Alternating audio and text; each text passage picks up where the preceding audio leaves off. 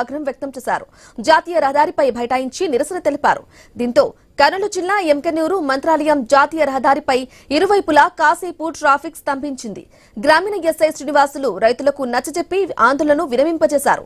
ఇక నిబంధనల మేరకు కొనుగోలు చేస్తామని, నాణ్యత లేని పత్తిని కొంటే తమకు ఇబ్బందిగా మారుతుందని సిసిఐ అధికారులు తెలిపారు.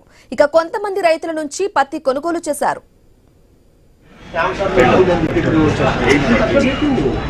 ఇప్పుడు అంత మంచి రేటు 700 ఇస్తున్నావు. సరే క్యామ్ 7 తీసుకో, నువ్వు 500 తగ్గించి తీసుకో, తగ్గించి తీసుకో. దాన్ని కొనుగోలు చేస్తాం. ఒక పక్క గవర్నమెంట్ చెప్తుంది.